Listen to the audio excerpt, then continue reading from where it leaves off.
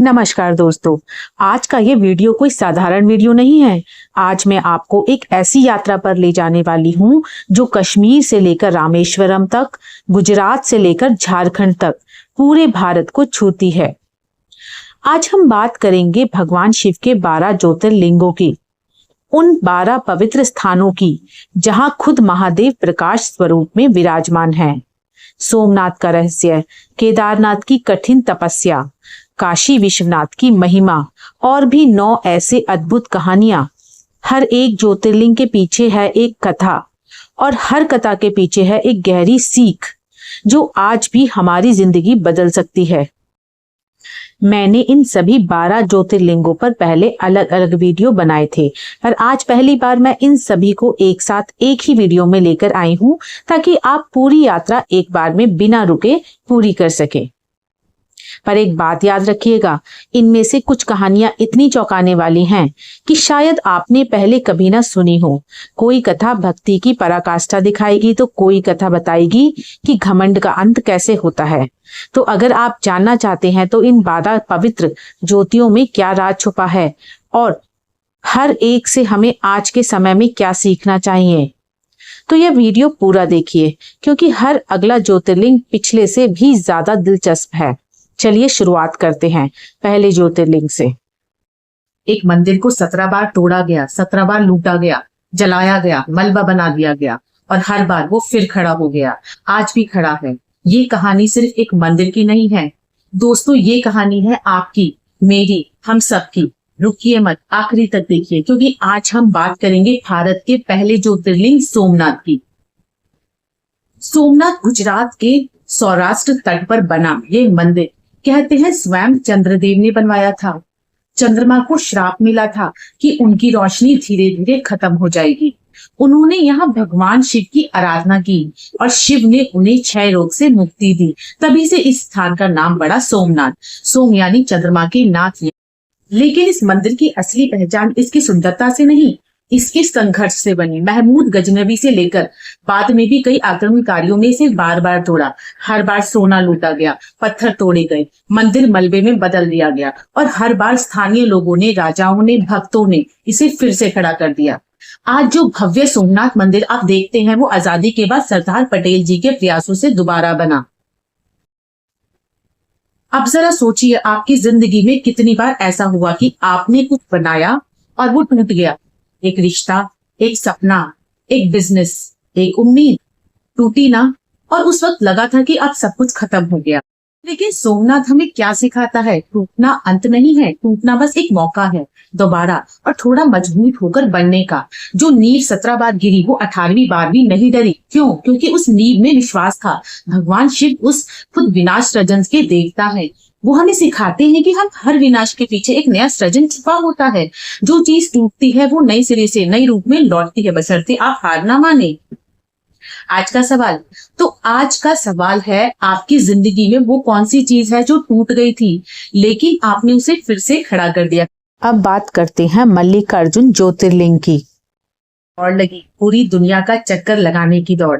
एक भाई मोर पर बैठकर निकल पड़ा दुनिया घूमने और दूसरा भाई बस अपनी जगह से हिला भी नहीं और जीत गया वो जो कहीं नहीं गया। कैसे? आइए जानते हैं मल्लिकार्जुन ज्योतिर्लिंग की कहानी में।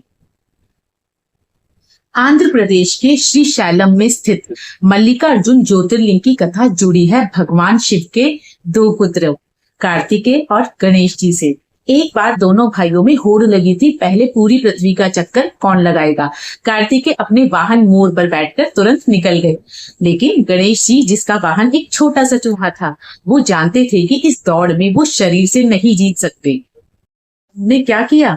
उन्होंने अपने माता पिता शिव और पार्वती के 7 चक्कर लगाए और कहा, मेरे लिए तो माता पिता ही पूरा संसार हैं। शिव पार्वती इतने प्रसन्न हुए कि उन्होंने गणेश जी को विजयी घोषित कर दिया। जब कार्तिकेय पूरी पृथ्वी घूमकर लौटे और यह सुना तो वो निराश हो गए और पर्वत पर तप करने चले गए। शिव पार्वती उन्हें मनाने वहीं पहुंचे और उसी स्थान पर आज मल्लिकार्जुन ज्योतिर्लिंग विराजमान है। आज की दुनिया में हम सब कार्तिकेय बनने की दौड़ में लगे हैं। बड़ा घर, बड़ी गाड़ी, विदेश की नौकरी, लाखों की सैलरी और इस दौड़ में हम अक्सर भूल जाते हैं कि उन दो लोगों को जो हमेशा हमारे साथ खड़े रहे, हमारे माता पिता। गणेश जी ने हमें सिखाया कि असली सफलता दूर भागने में नहीं, अपनों के पास रहने में है। आपने कितनी बार अपने माता पिता के साथ बैठकर सिर्फ बातें की हैं बिना फोन देखे? कितनी बार उनका हाथ पकड़ा है सिर्फ यूं ही?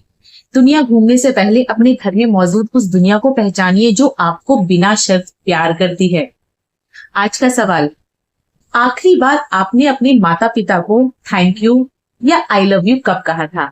अब बात करते हैं महाकालेश्वर ज्योतिर्लिंग की। इस दुनिया में एक ही ज्योतिर्लिंग है जिसकी आरती रात में नहीं, सुबह सुबह भस्म से होती है। क्यों? क्योंकि यह मंदिर आपको एक ही सच बताता है जिससे हम सब भागते हैं, मौत। ये लेकिन सच है, अगर समझ जाए तो आपकी पूरी जिंदगी बदल सकती है। उज्जैन में स्थित महाकालेश्वर ज्योतिर्लिंग समय यानी काल के भी स्वामी भगवान शिव का रूप है। कथा है कि उज्जैन में एक राक्षस दूषण ने प्रजा पर अत्याचार शुरू कर दिया था। भयभीत लोगों ने शिव की आराधना की और भगवान शिव स्वयं धरती फाड़कर प्रकट हो गए और उस राक्षस का अंत कर वही ज्योतिर्लिंग के रूप में स्थापित हो गए, ताकि हमेशा अपने भक्तों की रक्षा करते रहे। महाकालेश्वर की भस्म आरती दुनिया की सबसे अनोखी आरतियों में से एक है। यहाँ शिवलिंग पर चिता की भस्म चढ़ाई जाती है। सुनने में डरावना लगता है ना, लेकिन इसके पीछे एक गहरा संदेश छुपा हुआ है।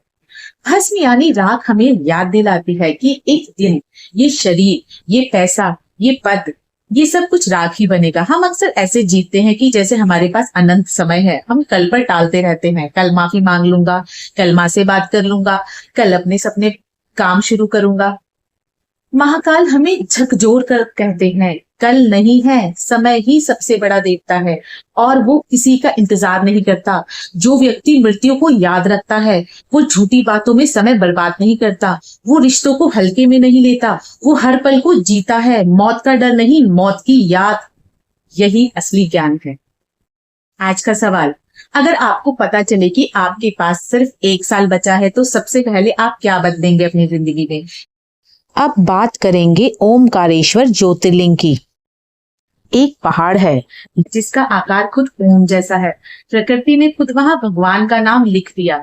लेकिन इस जगह की असली कहानी एक पहाड़ की जिद से जुड़ी है, जो चाहता था सबसे ऊंचा बनना। उस जिद का अंत क्या हुआ, चलिए जानते हैं। मध्य प्रदेश में नर्मदा नदी के बीच में स्थित एक द्वीप जिसका आकार बिल्कुल ओम के जैसा है, वही है ओमकारेश्वर ज्योतिर्लिंग। कथा है कि विंध्य पर्वत को घमंड हो गया था कि पर्वतों में सबसे ऊंचा वही है। जब देवर्षि नारद वहां पहुंचे तो विंध्य ने अपनी ऊंचाई का घमंड दिखाया। नारद जी ने कहा, मेरू पर्वत तुमसे भी ऊंचा है। कर विंध्य को ईर्ष्या हुई और उसने खुद को इतना ऊंचा बढ़ाना शुरू कर दिया कि सूर्य की गति भी रुकने लगी। तब विंध्य ने भगवान शिव की आराधना की, अपनी गलती का एहसास किया और शिव से क्षमा मांगी। शिव ने वही ओमकारेश्वर के रूप में निवास किया और विंध्य को सिखाया, ऊंचाई शरीर की नहीं, विनम्रता की होती है। आज हम सब विंध्य पर्वत बनते जा रहे हैं। दूसरों से ज्यादा पैसा, ज्यादा फॉलोअर्स, ज्यादा बड़ा घर। इस होड़ में हम कभी रुकते ही नहीं और जितना पाते हैं उतना ही और चाहिए। यही इच्छा हमें अंदर से खोखला कर देती है। ओमकारेश्वर हमें सिखाता है, संतोष सबसे बड़ी संपत्ति है जो आपके पास है। अगर उसमें खुशी नहीं ढूंढ पाए तो जो नहीं है उसमें भी खुशी नहीं मिलेगी। ऊंचा उठना गलत नहीं है, लेकिन दूसरों को नीचा दिखाकर ऊंचा उठना नहीं, यही असली पतन है। सवाल, क्या आप किसी चीज की तुलना दूसरों से कर करके परेशान रहते हैं? आज उस तुलना को छोड़ने का वादा कीजिए और कमेंट में लिखिए कि आप आज किस चीज के लेकर शुक्रगुजार हैं। अब बात करेंगे केदारनाथ ज्योतिर्लिंग की। तेहरा की वो तबाही याद है? पूरा केदारनाथ शहर बह गया, हजारों लोग बह गए, लेकिन जब पानी उतरा तो वह मंदिर वहीं खड़ा था, पत्थर तक नहीं हिला। इसके पीछे का राज सिर्फ इंजीनियरिंग नहीं है दोस्तों, इसके पीछे एक गहरी सीख है। हिमालय की गोद में समुद्र तल से लगभग 3583 मीटर की ऊंचाई पर स्थित केदारनाथ 12 ज्योतिर्लिंगों में सबसे दुर्गम माना जाता है। कथा यह है कि महाभारत के युद्ध के बाद पांडवों ने अपने ही परिवार की हत्या का पाप लगा था। इस पाप से मुक्ति पाने के लिए वो भगवान शिव को ढूंढते हुए हिमालय में पहुंचे, लेकिन शिव उनसे रुके हुए थे क्योंकि उन्होंने बैल का रूप धारण कर लिया था और धरती में समा गए। बैल को पहचान लिया और उसे पकड़ने की कोशिश की। बैल जमीन पर समाने लगा तो पांडवों ने उनका पीठ वाला हिस्सा पकड़ लिया। वही पीठ का हिस्सा आज केदारनाथ के रूप में शिवलिंग में पूजा जाता है। पांडवों को यहाँ पहुंचने में असंख्य कठिनाइयां आई, बर्फीले पहाड़, तूफान, थकान, लेकिन उन्होंने हार नहीं मानी। केदारनाथ की यात्रा आसान कभी नहीं रही और यही इसकी सबसे बड़ी सीख है। जिंदगी में भी जो चीजें सबसे ज्यादा मायने रखती हैं, एक अच्छा करियर, एक मजबूत रिश्ता, आत्मसम्मान, वो कभी आसान रास्ते से नहीं मिलती। मुश्किल देखकर रास्ता बदल देते हैं, लेकिन पांडव अगर रास्ता बदल देते तो कभी शिव तक नहीं पहुंच पाते। 2013 की बाढ़ में भी मंदिर इसलिए बचा क्योंकि इसके पीछे एक विशाल चट्टान खड़ी थी जिसने पूरे पानी का बहाव रोक दिया। जीवन में भी अगर आपकी नींव मजबूत है तो आपका धैर्य, आपकी श्रद्धा, आपका आत्मविश्वास, तो कोई भी बाढ़, कोई भी तूफान आपको बहा नहीं सकता। आज का सवाल, जिंदगी में वो कौन सा मुश्किल रास्ता है जिससे आप बचते आ रहे हैं, सिर्फ इसलिए क्योंकि वो कठिन है? कमेंट में लिखिए, शायद आज वो पहला कदम उठाने का दिन है। अब हम बात करेंगे भीमाशंकर ज्योतिर्लिंग की। एक राक्षस इतना ताकतवर था कि देवता भी उससे कांपते थे। उसकी ताकत का राज था उसका घमंड। उसे लगता था कि वो अजय है, लेकिन जो घमंड में जीता है उसका अंत हमेशा की तरह एक जगह ही होता है। आज बात करेंगे उसी राज की। महाराष्ट्र के सह्याद्री पर्वतों में स्थित भीमाशंकर ज्योतिर्लिंग की कथा जुड़ी है भीम के नाम से एक शक्तिशाली राक्षस से। ये पांडव भीम नहीं है, ये राक्षस कुंभकर्ण का पुत्र था। अपनी अपार शक्ति के दम पर उसने स्वर्ग और पृथ्वी पर उत्पात मचा रखा था। उसने देवताओं को हराया, ऋषियों को सताया और खुद भी भगवान से भी अपने आप को बड़ा समझने लगा। राजा जो शिव भक्त था उसे भी भीम ने बंदी बना लिया, लेकिन राजा शिवलिंग की पूजा करता रहा, अपनी श्रद्धा नहीं छोड़ी। क्रोधित होकर भीम ने उसे शिवलिंग पर ही तलवार से वार करने की कोशिश की। तभी भगवान शिव प्रकट हुए और उस अहंकारी राक्षस का वध कर दिया। देवताओं की प्रार्थना पर शिव वही ज्योतिर्लिंग के रूप में स्थापित हो गए। भीम की ताकत गलत नहीं थी, गलत था उसका इस्तेमाल, और इसके पीछे छुपा था उसका अहंकार। हम में से भी कई लोग जब सफल होते हैं तो धीरे धीरे ये सोचने लगते हैं कि हमें किसी की जरूरत ही नहीं, हम सबसे बेहतर हैं, हमसे कोई गलती नहीं हो सकती। ध्यान दीजिए, भीम की हार उसकी कमजोरी से नहीं, उसकी ताकत के घमंड से हुई। अहंकार इंसान की आंखों पर पर्दा डाल देता है। वो अपनी गलतियां देखना बंद कर देता है, अपनों की सुनना बंद कर देता है, और जब गिरता है तो बहुत जोर से गिरता है। असली ताकत वो नहीं जो दिखाई जाए, असली ताकत वो है जो विनम्रता के साथ रखी जाए। आज का सवाल, क्या हाल में ही आपने किसी सफलता के बाद खुद को दूसरों से बेहतर समझना शुरू कर दिया है? ईमानदारी से जवाब दीजिए खुद को। कमेंट में नहीं तो चलेगा, लेकिन खुद से झूठ मत बोलिए। अब हम बात करेंगे काशी विश्वनाथ ज्योतिर्लिंग की, जहां लोग मरने के लिए आना चाहते हैं।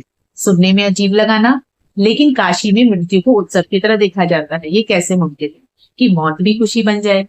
आइए समझते हैं। वाराणसी, जिसे काशी भी कहा जाता है, उसमें स्थित विश्वनाथ ज्योतिर्लिंग 12 ज्योतिर्लिंगों में सबसे महत्वपूर्ण माना जाता है। मान्यता यह है कि काशी शिव और पार्वती की सबसे प्रिय नगरी है और यह इतना पवित्र है कि यहाँ प्राण त्यागने वाले व्यक्ति को सीधे मोक्ष यानी जन्म मरण के चक्र से मुक्ति मिल जाती है। गंगा घाट पर हर रोज जलती चिताएं और उसी के पास चलती आरतियां, नाचते गाते श्रद्धालु, ये दृश्य दुनिया में कहीं और नहीं मिलता है। यहाँ मौत को छुपाया नहीं जाता, बल्कि खुलेआम स्वीकार किया जाता है और मनाया जाता है। काशी हमें सिखाती है कि जीवन और मृत्यु दो अलग चीजें ही नहीं, एक ही चक्र के दो हिस्से हैं। अपनी जिंदगी में हर अंत से डरते हैं, नौकरी का अंत, रिश्ते का अंत, किसी दौर का अंत। हम बदलाव से डरते हैं क्योंकि हमें लगता है अंत मतलब हार, लेकिन काशी हमें एक अलग नजरिया देती है। हर अंत एक नई शुरुआत का दरवाजा है। जो लोग जाने नहीं देना चाहते पुराने गुस्से को, पुराने रिश्तों को, पुरानी गलतियों को, वो हमेशा बोझ उठाते रहते हैं। मोक्ष का मतलब है सिर्फ मरने के बाद मुक्ति नहीं, मोक्ष का मतलब है आज, अभी और अपने अंदर के बोझ से मुक्त होना। जो चीज जाने लायक है उसे जाने दीजिए, लेकिन वैसे ही जैसे काशी में हर चिता के साथ एक आत्मा मुक्त होती है। आज का सवाल, आपके अंदर कौन सा एक ऐसा बोझ है जिसे आप बरसों से ढो रहे हैं लेकिन छोड़ नहीं पा रहे? आज इसे छोड़ने की शुरुआत कीजिए। कमेंट में लिखिए, आपको हल्का महसूस होगा। अब हम बात करेंगे त्र्यंबकेश्वर ज्योतिर्लिंग की। ऋषि से गलती से एक गाय की मौत हो गई। पूरा समाज उन्हें दोषी मान बैठा, लेकिन उस ऋषि ने बदला नहीं लिया, गुस्सा नहीं किया। उसने कुछ ऐसा किया जिसने खुद गंगा को धरती पर बुला दिया। ये कहानी है त्र्यंबकेश्वर की। नासिक के पास स्थित त्र्यंबकेश्वर ज्योतिर्लिंग की कथा जुड़ी है गौतम ऋषि से। एक बार अकाल के समय गौतम ऋषि ने अपनी तपस्या से अन्न इकट्ठा किया और सबकी मदद की। इससे कुछ ऋषि ईर्ष्या करने लगे और उन्होंने छल से गौतम ऋषि को एक गाय की हत्या के झूठे आरोप में फंसा दिया। गौतम ऋषि बहुत दुखी हुए, लेकिन उन्होंने प्रतिशोध का रास्ता नहीं चुना। उन्होंने भगवान शिव की कठोर तपस्या की और प्रार्थना की कि पवित्र गंगा नदी धरती पर आए ताकि वो अपने पाप से मुक्त हो सके और अपनी बेगुनाही साबित कर सके। शिव प्रसन्न हुए, गोदावरी के रूप में वहां प्रकट हुई और शिव स्वयं त्र्यंबकेश्वर के रूप में वही विराजमान हो गए। 3 आंखों वाले स्वामी जो त्रिकाल यानी भूत, वर्तमान, भविष्य के साक्षी है। गौतम ऋषि के पास बदला लेने की ताकत थी, फिर भी उन्होंने माफी और तपस्या का रास्ता चुना। यही सबसे बड़ा सबक है। जब कोई हमारे साथ गलत करता है, हमारा नाम खराब करता है, हम पर झूठा आरोप लगाता है, हमारा पहले मन करता है बदला लेने का, लेकिन बदला हमें कभी शांति नहीं देता। वो सिर्फ हमें उस स्तर पर ले आता है कि जिस स्तर पर वो इंसान जिसने हमें दुख दिया। गौतम ऋषि ने अपनी ऊर्जा गुस्से में नहीं, तपस्या में लगाई और नतीजा क्या निकला? खुद गंगा उनके लिए धरती पर उतर आई। जब आप क्षमा को चुनते हैं तो कमजोर नहीं होते, आप सबसे ताकतवर बनते हैं।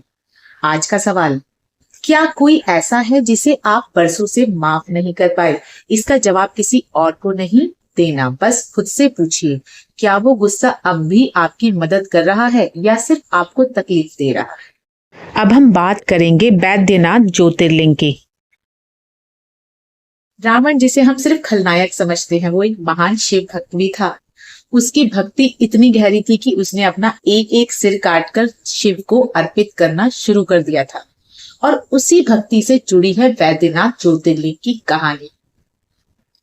झारखंड के देवघर में स्थित बैद्यनाथ ज्योतिर्लिंग को वैद्य यानी चिकित्सक के रूप में पूजा जाता है। कथा है कि रावण ने कैलाश पर्वत को हिलाने की कोशिश की, तब शिव ने अपने पैर के अंगूठे से उसे दबा दिया। रावण दर्द से तड़प उठा, लेकिन इस दर्द से उसे एहसास हुआ कि शिव की महानता का, और उसने वर्षों तक कठोर तपस्या शुरू कर दी। तपस्या में उसने अपने 10 सिर एक एक करके शिव को अर्पित करने शुरू कर दिए। जब वो 9वां सिर काटने वाला था, शिव प्रसन्न होकर प्रकट हुए और उसे वरदान मांगने के लिए कहा। रावण ने शिव से कहा कि वो उसके साथ लंका चले। शिव ने एक शर्त पर हामी भरी, शिवलिंग को रास्ते में कहीं भी जमीन पर नहीं रखा जाएगा। लेकिन देवघर पहुंचते पहुंचते रावण को लघु शंका लगी। उसने वो शिवलिंग एक चरवाहे को पकड़ दिया, जो असल में भगवान विष्णु का रूप थे। शिवलिंग वहीं जमीन पर टिक गया और वहीं स्थापित हो गया, बैद्यनाथ के रूप में। यह कहानी हमें सिखाती है कि दर्द अक्सर हमें भक्ति और समझ की ओर धकेलता है। रावण जैसे शक्तिशाली इंसान को भी दर्द ने झुका दिया और उस झुकने में ही उसकी सबसे गहरी भक्ति जागी। वैद्यनाथ का मतलब है शिव सिर्फ शरीर के नहीं, आत्मा के भी वैद्य हैं। हम में से बहुत लोग अपने अंदर के घाव, पुराना दर्द, डिप्रेशन, अकेलापन छुपाते रहते हैं क्योंकि हमें लगता है कमजोर दिखेंगे। लेकिन जैसे रावण ने अपना दर्द शिव के सामने रखा, वैसे ही हमें भी अपने घाव को स्वीकारना सीखना होगा, तभी उपचार शुरू होता है। घाव छुपाने से नहीं, घाव को स्वीकार करने से होता है। सवाल, क्या आप अपने भीतर के किसी दर्द को इतने समय से छुपा रहे हैं कि अब वो आदत बन गई है? आज खुद से ये स्वीकार करने की हिम्मत कीजिए और अगर जरूरत लगी तो किसी अपने से या विशेषज्ञ से बात कीजिए। यह कमजोरी नहीं, हिम्मत है। अब हम बात करेंगे नागेश्वर ज्योतिर्लिंग की। एक व्यापारी इतना क्रूर था कि उसने भगवान के सबसे सच्चे भक्त को कैद कर लिया, सिर्फ इसलिए क्योंकि वो भक्त सच बोलता था। लेकिन जब सच्चाई और भक्ति साथ खड़ी हुई तो कोई ताकत उसे बचा नहीं पाई। गुजरात में स्थित नागेश्वर ज्योतिर्लिंग की कथा है। दारुक नाम का एक राक्षस था जो अपनी पत्नी दारुका के साथ मिलकर निर्दोष लोगों पर अत्याचार करता था। उसने सुप्रिया नाम के एक शिव भक्त को व्यापारी को बंदी बना लिया और उसने सुप्रिया के साथ इतना अन्याय किया। कैद में भी सुप्रिया ने भगवान शिव की आराधना करना नहीं छोड़ा। यह देखकर दारुक क्रोधित हुआ और उसने सुप्रिया को मारने का आदेश दिया। तभी भगवान शिव वहां प्रकट हुए।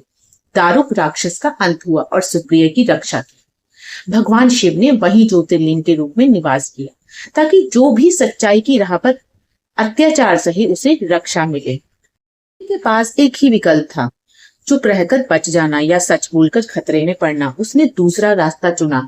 आज हमारी जिंदगी में भी हमें कई ऐसे मौके मिलते हैं। दफ्तर में गलत बात का विरोध करना, किसी के साथ हो रहे अन्याय के खिलाफ आवाज उठाना, अपने सिद्धांतों पर टिके रहना, तब भी जब पूरी दुनिया चुप हो। नागेश्वर हमें सिखाता है कि सच बोलने की कीमत चुकानी पड़ सकती है, लेकिन जो सच के साथ खड़ा रहता है भगवान भी उनके साथ खड़े होते हैं। चुप्पी कभी कभी सुरक्षित लगती है, लेकिन वो अंदर से इंसान को खोखला कर देती है। आज का सवाल, क्या कोई ऐसी बात है जो आप जानते हैं कि गलत है लेकिन डर की वजह से चुप रहते हैं? आज सोचिए, अगर एक छोटा कदम उठाएं तो क्या बदल सकता है? अगर ये कहानी आपको हिम्मत दे गई हो तो कमेंट में जय भोलेनाथ लिखिए। अब हम बात करेंगे रामेश्वरम ज्योतिर्लिंग की। भगवान राम, जो खुद भी भगवान थे, उन्होंने एक शिवलिंग की पूजा की और वो भी बालू से खुद बनाया हुआ। जो खुद भगवान है वो किसी की पूजा क्यों करेंगे? इस एक सवाल का जवाब है सबसे बड़ी विनम्रता की सीख। तमिलनाडु में स्थित रामेश्वरम ज्योतिर्लिंग की स्थापना खुद भगवान श्री राम ने की थी। जब रावण का वध करने के लिए राम लंका जा रहे थे तो उन्होंने रास्ते में यहाँ शिव की पूजा करने का निर्णय लिया। ब्राह्मण रावण की हत्या के पाप से मुक्ति पाने के लिए पूजा के लिए शिवलिंग चाहिए था, तो राम ने हनुमान जी को कैलाश से शिवलिंग लाने भेजा कि हनुमान जी को लौटने में देर हो गई और शुभ मुहूर्त निकला जा रहा था। तब सीता माता ने खुद रेत से एक शिवलिंग बना दिया और राम ने उसी की पूजा की। जब हनुमान जी लौटे और देखा कि पूजा हो चुकी है तो वो बहुत निराश हुए। राम ने उनका मान रखते हुए उनके लाए हुए शिवलिंग को भी वहीं स्थापित करवाया और कहा कि पहले उसी की पूजा होगी। यहीं पर राम ने राम सेतु बनाने से पहले एक और अनोखी बात की। उन्होंने अपनी वानर सेना के हर छोटे बड़े सैनिक का योगदान बराबर सम्मान से लिया, यहाँ तक कि एक छोटी सी गिलहरी का भी। राम भगवान होकर भी पूजा करते हैं, हनुमान की भावनाओं का सम्मान करते हैं और एक गिलहरी के योगदान को भी बराबर महत्व देते हैं। यही है सच्ची विनम्रता। आज हम अक्सर सोचते हैं कि जितना बड़ा पद उतना बड़ा घमंड जायज है। कर्मचारी को नजरअंदाज करता है, बड़ा भाई छोटे की बात नहीं सुनता, सफल इंसान असफल की मदद नहीं करता। लेकिन रामेश्वरम की कहानी कहती है, जितने बड़े बनो उतने ही जमीन से जुड़े रहो। हर इंसान का योगदान मान्य रखता है, चाहे वो कितना भी छोटा क्यों ना लगे। सच्ची महानता झुकने में है, ना कि सिर उठाकर चलने में। आज का सवाल, क्या आपने कभी किसी छोटे व्यक्ति के योगदान को नजरअंदाज किया है सिर्फ इसलिए क्योंकि वो छोटा काम कर रहा था? आज उस व्यक्ति को धन्यवाद कहने का प्रयास कीजिए। अगर ये कहानी दिल को छू गई हो तो लाइक और शेयर जरूर कीजिएगा। अब आखिरी में बात करेंगे घृणेश्वर ज्योतिर्लिंग की। एक माँ ने अपने बेटे को अपने ही हाथों से खो दिया, फिर भी उसकी भक्ति नहीं डगमगाई और उसकी उसी भक्ति ने उस बेटे को वापस जिंदा कर दिया। यह आखिरी कहानी है 12वें और आखिरी ज्योतिर्लिंग घृणेश्वर की। महाराष्ट्र के औरंगाबाद के पास स्थित घृणेश्वर 12 ज्योतिर्लिंगों में आखिरी माना जाता है। कथा है सुदेहा और उसकी बहन घुष्मा की। सुदेहा की कोई संतान नहीं थी, तो उसने अपनी बहन घुष्मा का विवाह अपने पति से करवाया। घुष्मा एक परम शिव भक्त थी, हर रोज 101 शिवलिंग बनाकर तालाब में विसर्जित करती थी। घुष्मा को एक बेटा हुआ, जिसकी ईर्ष्या में सुदेहा ने